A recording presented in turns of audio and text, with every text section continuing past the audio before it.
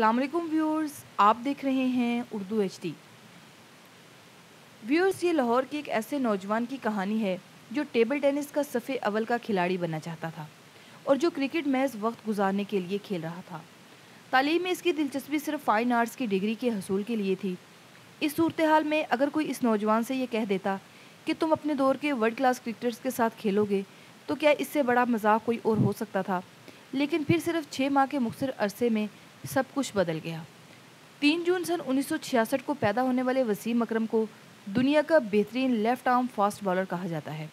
लेकिन जब इनके इब्तदाई दौर पर नज़र डालें तो गुमनामी से अचानक शोहरत की बुलंदी पर पहुंचने की ये कहानी इंतहाई हैरानकुन मालूम होती है। व्यूअर्स, वसीम अकरम ने अपनी स्वाना हयात में लिखा है कि हम लाहौर मॉडल टाउन में रहते थे। हमारे वालिद का स्पेयर पार्ट्स का कारोबार था। मेरे वालिद हम बहन भाइयों की तालीम के मामले में बहुत सख्त थे, इसलिए उन्होंने हमें अच्छे स्कूल में दाखिल करवाया और तमाम ज़रूरी सहूलतें फ़राहम की। बीबीसी उर्दू से बात करते हुए वसीम अकरम ने बताया, जब मैं 12 साल का था तो मैं अपनी वालदा के साथ मजंग में अपनी नानी के घर रहने लगा था।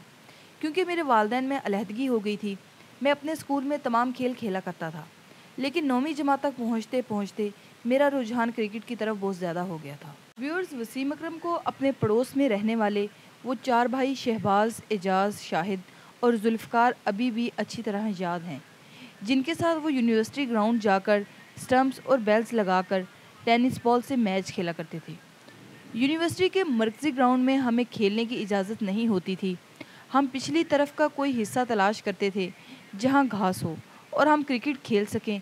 मैं जब यूनिवर्सिटी ग्राउंड के करीब से गुजरता तो सोचता था कि या अल्लाह, मैं भी कभी इस घास वाले खूबसूरत ग्राउंड में खेल पाऊंगा या नहीं। वसीम अकरम अपनी गुफ्तगू में इस दौर के एक first class cricketer Khalid Mahmood का जिक्र करना नहीं भूलते, जिनकी हौसला अफजाई के नतीजे में उन्होंने बाकायदा क्लब क्रिकेट शुरू की।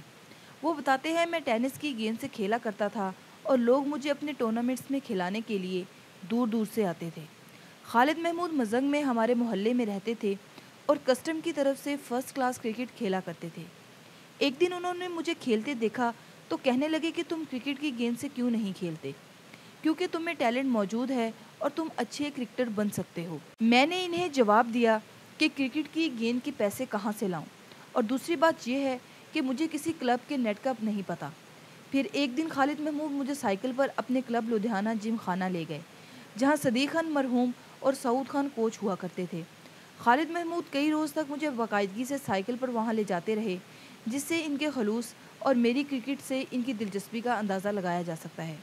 उन्होंने कोच सऊद खान से कहा कि ये लड़का अब आपके हवाले।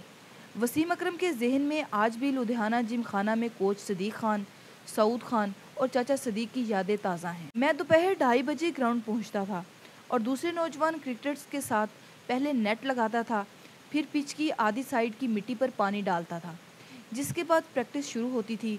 इस मैदान में मुतअद्दिद क्लबों के नेट लगा करते थे, जहां 100 से ज़ायद लड़के हुआ करते थे। ये वो दौर था जब मैं सदीक खान, सऊद खान और चाचा सदीक मेरा बहुत ख्याल रखते थे और हर रोज़ अपने खर्च पर नई गेंद लाकर मुझे देते कि इससे गेंद करो। वसीम अकरम ने बताया कि जब मैं क्रिकेट के बाद कॉलेज में दाखिले का वक्त आया तो मेरे नंबर अच्छे नहीं थे, लेकिन चूंकि क्रिकेट अच्छी खेलने लग गया था, लिहाजा मैं गवर्नमेंट कॉलेज और इस्लामिया कॉलेज दोनों के ट्रायल्स में मुंतखब हो गया।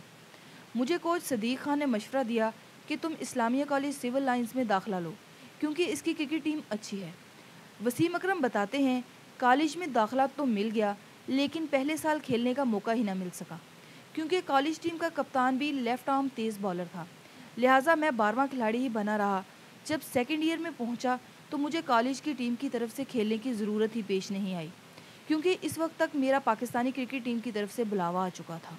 व्यूअर्स, लुधियाना जिमखाना के कोच सऊद खान बीबीसी से बात करते हुए लाहौर जिमखाना के खिलाफ वो मैच याद करते हैं जिसमें वसीम अकरम ने 4 खिलाड़ी आउट किए थे, जिनमें रमीज़ राजा और इंतखाब आलम की विकेटें भी शामिल थीं, जिसके नतीजे में इनका नाम साबिक फास्ट बॉलर खान मोहम्मद के टैलेंट हंट समर कैंप में शामिल कर लिया गया था। ये जून सन 1984 की बात है। लाहौर के इस कैंप में रमीज़ राजा, एजाज अहमद और मोहसिन कमाल भी शामिल थे। इस कैंप में लाहौर के तकरीबन 100 क्रिकेटर्स शामिल थे और इसके कैंप कमांडेंट साबिक टेस्ट क्रिकेटर आगा सादत। सऊद खान कहते हैं, एक दिन वसीम अकरम ने मुझे कहा कि कैंप में मुझे नई गेंद नहीं मिलती। मैंने आगा सादत को कहा کہ آپ اس نوجوان کو نئی گیند سے بولنگ کا موقع دیں۔ وسیم اکرم کو شاید اس بات کا انتظار تھا، کیونکہ نئی گیند سے ان کی بولنگ کو کھیلنا کسی بھی بیٹسمین کے لیے آسان نہ تھا۔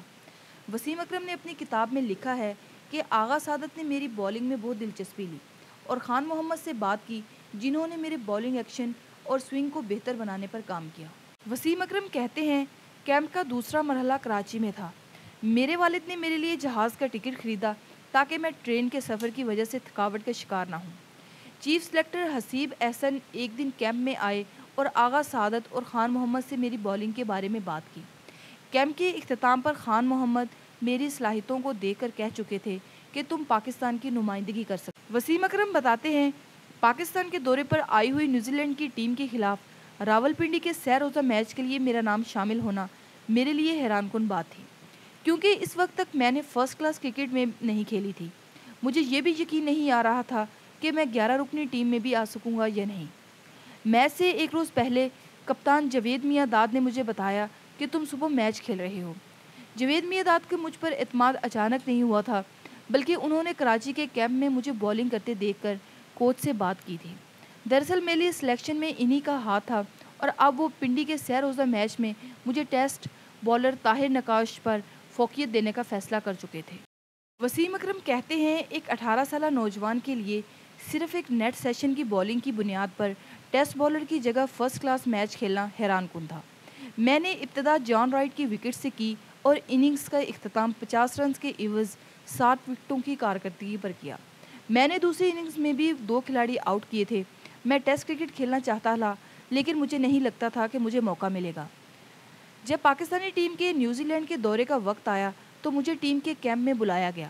میری حیرت کی انتہا نہ رہی جب مجھے پتا چلا کہ جاوید میاں داد مجھے نیوزی لینڈ کے دورے کے لیے ٹیم میں دیکھنا چاہتے تھے، اور انہوں نے یہ بات چیف سلیکٹر حسیب احسن اور دیگر سلیکٹرز پر واضح کر دی تھی کہ انہیں ہر حال میں وسیم اکرم چاہیے۔ ویورز، وسیم اکرم اور وقار یونس کے بارے میں جان کیرس نے اپنی کتاب میں وسیم اکرم کی سادگی کا ذکر کرتے ہوئے لکھا کہ جب ان کا نام نیوزی لینڈ کے دورے کے لیے ٹیم میں آیا تو انہوں نے کپتان جاوید میاں داد کو فون کر کے پوچھا کہ دورے میں انہیں کتنے پیسوں کی ضرورت پڑے گی اور وہ کتنے پیسے اپنے ساتھ رکھیں۔ میاں داد نے کہکا لگایا اور کہا کہ $50,000۔ وسیم گھبرا گئے، انہیں یہ بھی پتہ نہیں تھا کہ پاکستان کرکٹ بورڈ کھلاڑیوں کو پیسے دیتا ہے۔ اس ٹیسٹ میچ میں وسیم اکرم نے 10 وکٹیں حاصل کی۔ وہ کسی ٹیسٹ میچ میں 10 وکٹیں حاصل کرنے والے دنیا کے سب سے کم عمر بالر تھے، لیکن وہ ٹیسٹ پاکستانی ٹیم 2 وکٹوں سے ہار گئی۔ وسیم اکرم کو آج تک اس بات کا افسوس ہے کہ ان کی بولنگ پاکستان کو کامیابی حاصل نہ کروا سکی اور وہ ٹیل اینڈر کو آؤٹ نہ کر سکے، جنہوں نے جرمی کونی کا ساتھ دیتے ہوئے نیوزی لینڈ کی جیت ممکن بنا دی۔